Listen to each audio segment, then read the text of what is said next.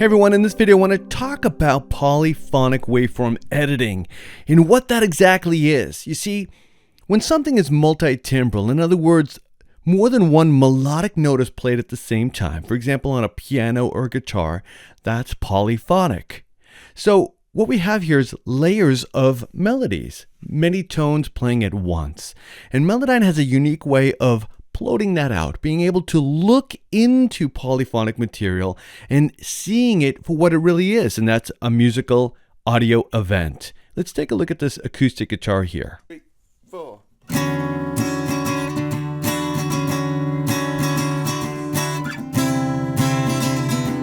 So instead of seeing it as a waveform like we have here in the top in conventional audio editing, Melodyne gives us a really powerful and unique way of seeing it as melodies.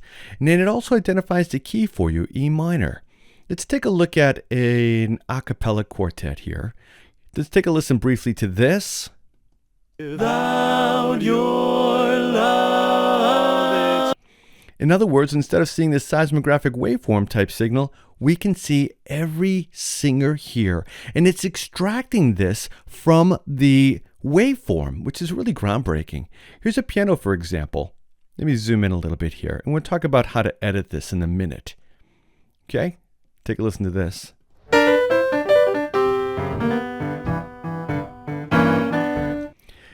Think of it as like the old player piano rolls, the original MIDI music machines, those pianos that can play by themselves because of the paper rolls that would scroll through them. You can see that going here from left to right.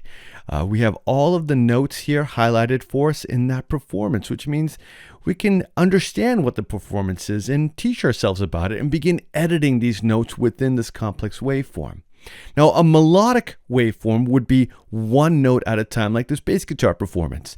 Now, yes, bass guitars can play chords as well, but this is just an example. Take a listen.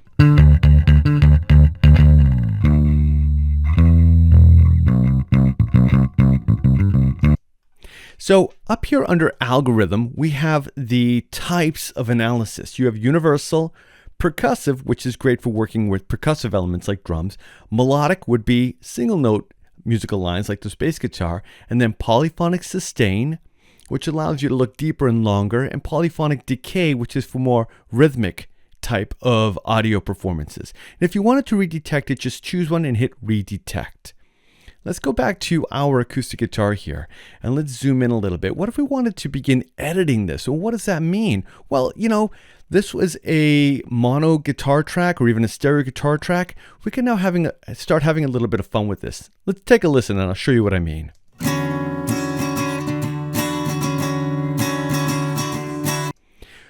Let's separate this note right there or right there even. And we can now grab our pitch tool and have a little fun. This wasn't recorded this way, but look what we can do now.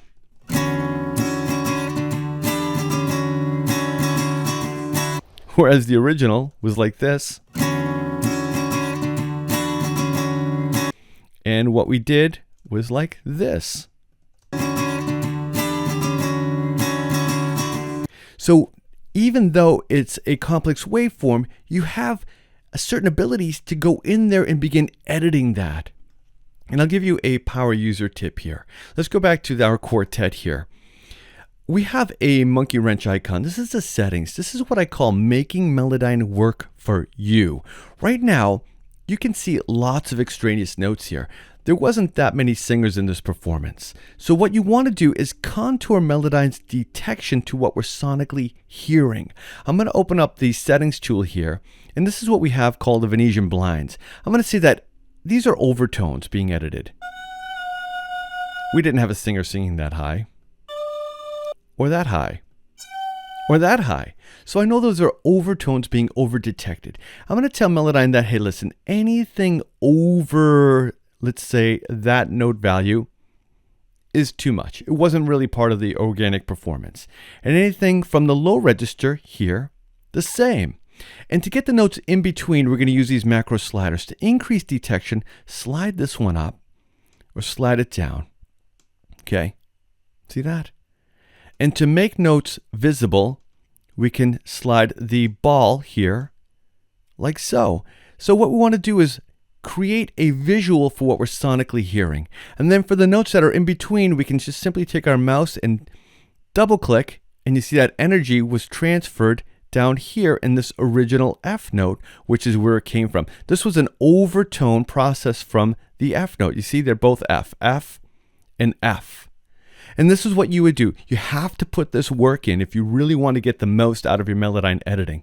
And when you're done, just simply go back to the note editor window, and you can see it's conformed greatly. It looks more like the vocal group. Without your love, and you can do this with any instrument at all.